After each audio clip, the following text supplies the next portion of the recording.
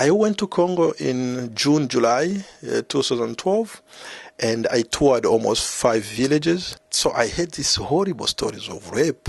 Because, I mean, everybody, when you say there is a rape in Congo, they say, yes, it's a global phenomenon. So what is so special with the Congo? But when I heard the stories of women, they said they have been raped multiple times, and not only multiple times, but in extreme way.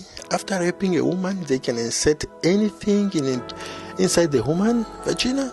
I said, I've never heard something like this.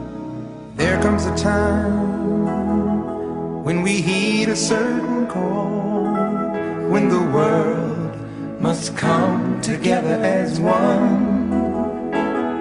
There are people dying. Oh, when it's time to lend a hand to life, the greatest gift of all. It's not like a black and white issue. The war or crisis in DRC, it's about the Western power greed on Congo's natural resources. And this is carried out by regional players. We are talking about Rwanda and Uganda, and this is executed also by armed groups in DRC, which means that these armed rebels or groups, they are getting instruction, planning everything from Uganda and Rwanda. So the consequences is the rape of women and children. A group of us had wanted to do something in the area of public health ever since we'd had a big conference on the Congo back in 2010. And so we decided to reach out to refugees in the area. And what really impressed us was when we asked them, what can we do to help you? They immediately said, we're doing fine. We want you to help the people in Congo who are still suffering from the war that we were able to escape. Our main objective has always been political advocacy and activism. So in the beginning, we did target Secretary of State Hillary Clinton. We conducted a number of postcard campaigns and were quite successful.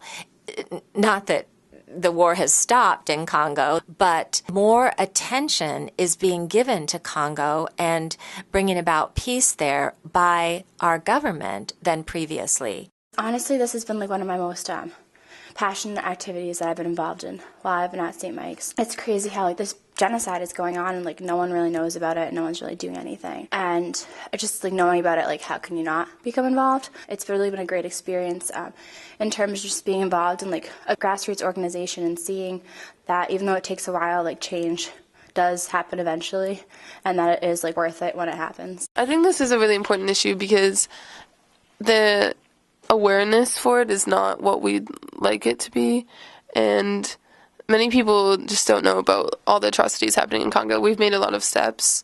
The area is technically not a war zone anymore, but the women there just really need on-the-ground help now. And our club is based on advocacy as well as awareness and action, so I think it's a really good combination of those, and hopefully in the long run the conflict will be over in Congo and women's lives and overall lives will be better. So the next step we're trying to do next semester is get our campus to go conflict-free. So all of the technology that we buy and use would not contain conflict minerals. It's a really complicated thing because of the smelting process. When the minerals are smelted down, you can't tell where they come from, so certain mines are conflict-free, but other ones aren't. So it's difficult to tell, but the Enough Project, we're working with them and using their steps. So we're pushing IBM to have more transparency because they're really low on the score of how many mines they use that are conflict-free. So we're trying to get them to pledge to not have conflict minerals in their technology. SMC for DRC is important to me because, according to Christina Kambuta, one woman can change anything, but many women can change everything.